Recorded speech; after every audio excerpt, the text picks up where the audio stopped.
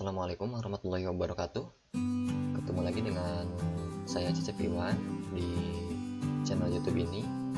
Nah, di video kali ini adalah video lanjutan dari video sebelumnya atau video lanjutan 1 untuk pembahasan bab 2. Nah, kita langsung saja ke pembahasan B. Tujuan dan manfaat analisis peluang usaha. Nah, kenapa harus diadakan analisis peluang usaha? Itu tujuannya adalah untuk mengetahui apakah suatu usaha tersebut layak atau tidak untuk dilaksanakan, serta mengetahui keuntungan dan kerugian usaha tersebut ke depannya. Ya, mau usaha apapun itu, ketika kita sudah menganalisis dari awal, kita pasti bakal mengetahui manfaat dan keuntungan ataupun juga kerugian yang nantinya bakal muncul pada saat kita melaksanakan usaha tersebut, ya, dengan cara melakukan suatu analisis tersebut. Nah, analisis lain adalah dengan melakukan observasi langsung ke konsumen untuk mengetahui keuntungan dan kebutuhannya yang ada di masyarakat, ya. Jadi dengan kita menganalisis sendiri, yang pertama, yang kedua adalah mengobservasi secara langsung atau kita mendatangi secara langsung konsumen yang nantinya bakal menjadi objek atau sasaran terhadap produk yang akan kita jual nantinya. Kita tanyakan kepada konsumen apa yang menjadi keinginan dan kebutuhan yang saat itu sedang diinginkan konsumen, produk apa yang menyesuaikan juga dengan apa yang nantinya akan kita lakukan terhadap usaha kita. Selanjutnya, suatu produk dibuat lebih terjangkau bagi konsumen dengan cara satu, memilih dan membuat produk yang bermanfaat, berkualitas, dan laku terjual dengan harga bersaing. Nah, ketika kita sudah menentukan usaha apa yang nantinya akan kita lakukan atau yang akan kita kerjakan, dengan tadi melakukan suatu analisis, selanjutnya kita memilih dan membuat produk yang bermanfaat, ya,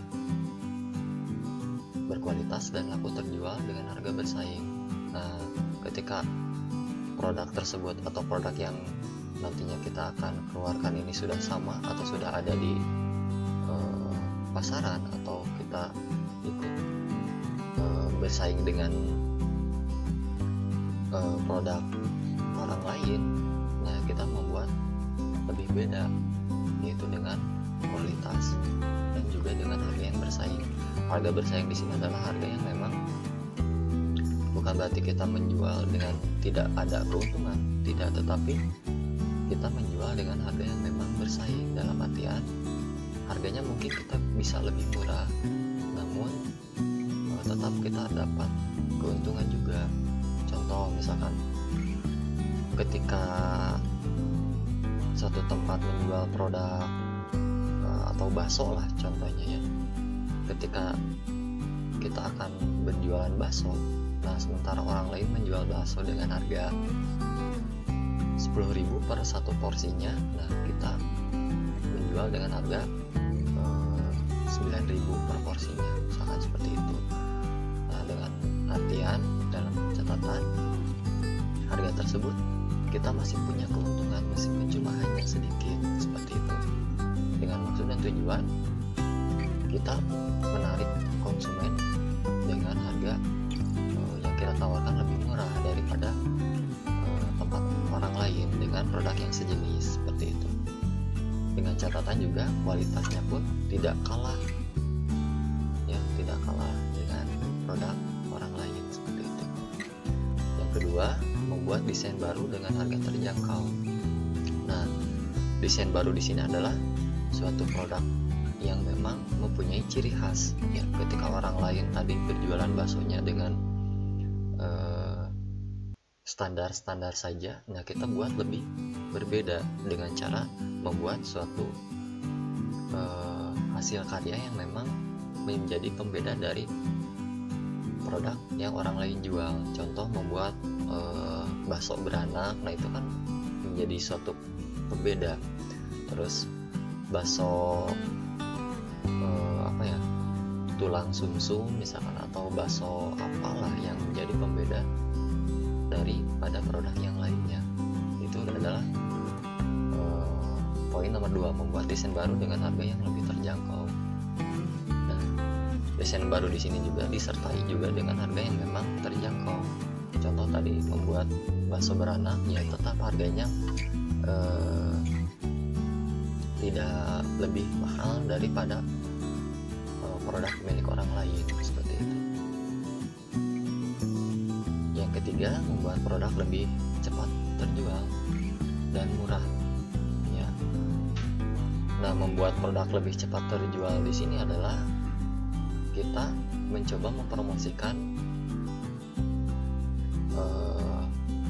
lebih intens lagi kepada konsumen terhadap produk yang kita saat ini sedang jual, dengan cara kita mempromosikan keunggulan daripada produk kita dibanding juga dengan produk orang lain, ya. Nah, untuk mempromosikan suatu produk, ya, alangkah lebih bagusnya kita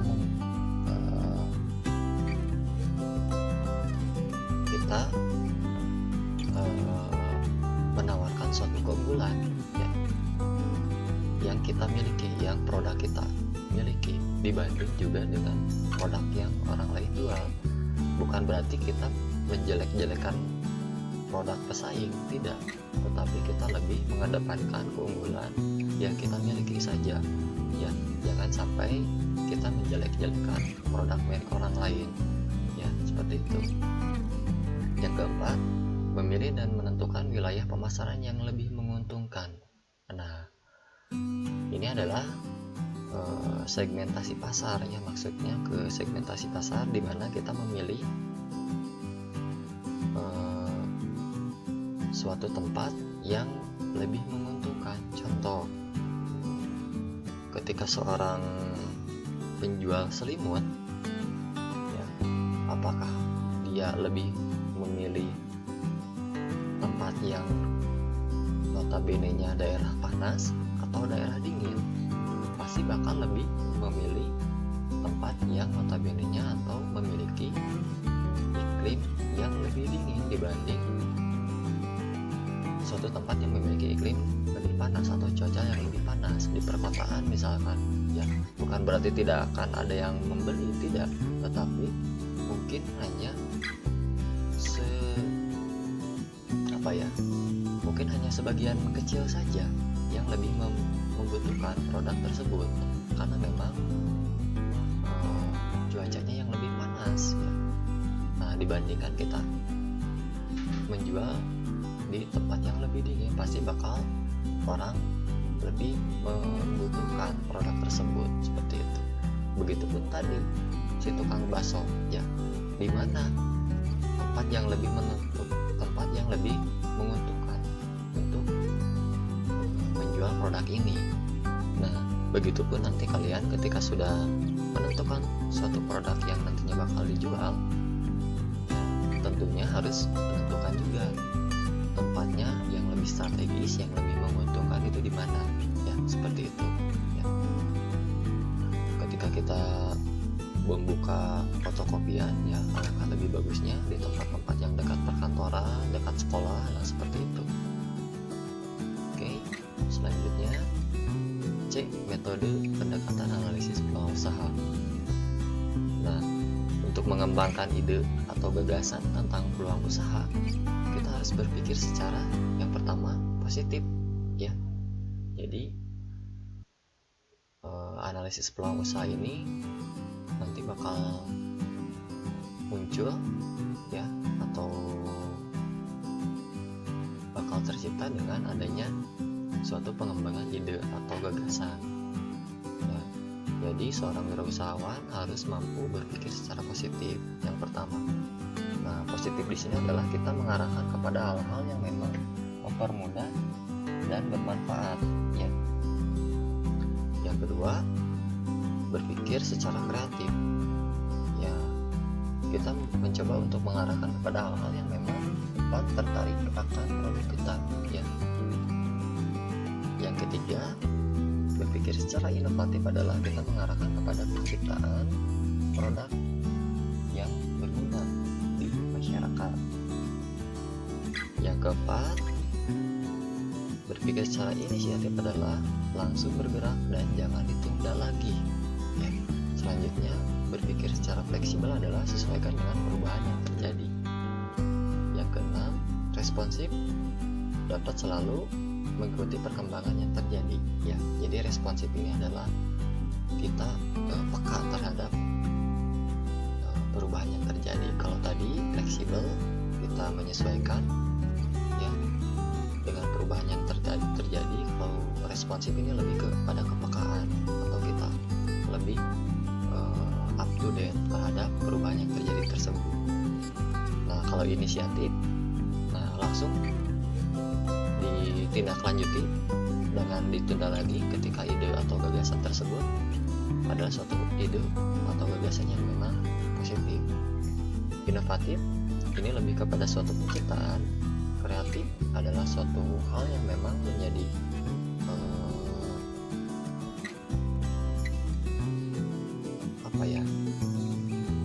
pembeda dari suatu produk ke produk yang lain. Begitupun produk yang kita jual harus berbeda dengan produk yang orang lain sudah jual.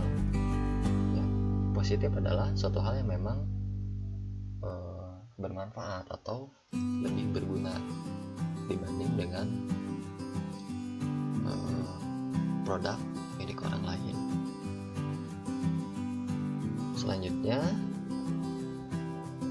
adapun dalam pemilihan produk berupa barang yang dapat menciptakan peluang usaha adalah dengan mempertimbangkan produk yang satu mempermudah dalam pemakaiannya. Ya. Yang kedua, efisien dalam penggunaan. Yang ketiga, kualitas produknya lebih terjamin. Yang keempat, hemat dalam pemakaian. Yang kelima, adanya jaminan keamanan dalam pemakaiannya. Nah, kita bahas satu-satu. Mudah dalam pemakaiannya, ya memang harus lebih mudah. Ya, produk yang kita tawarkan ini dibanding juga dengan produk milik orang lain. Efisien dalam penggunaannya, ya efisien di sini adalah lebih kepada